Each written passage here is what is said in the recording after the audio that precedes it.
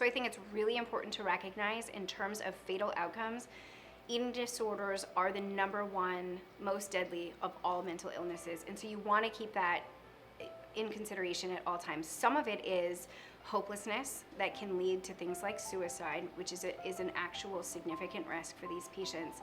But the other piece is the medical. So when we look at disordered eating, we're looking at it from both a psychological as well as a medical and also a nutritional piece. And that nutrition and medical is what really tees people up for those medical consequences, those side effects. And what's happening is, I've said this before, our bodies are not programmed to not eat. A car doesn't run without gas in it, right? If you don't put the right gas in it or you overfill it with the wrong gas, your car doesn't function.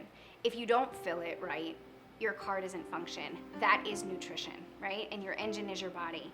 If you think of it that way, you can kind of understand that when you tax your body over and over again in an unhealthy way, you're gonna have a side effect, right? You're gonna need a new transmission. You're gonna have to bring your car to the shop. Well, that's what happens to these people. And a lot of time there's electrolyte abnormalities. There's also, arrhythmias, heart arrhythmias that can come up.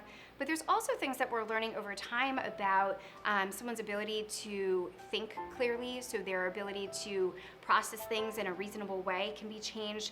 Emotion regulation is off for these folks as well. So really, I think the other thing is to also look at some of the consequences of the behaviors, these secondary sort of compensatory behaviors like laxative abuse or vomiting.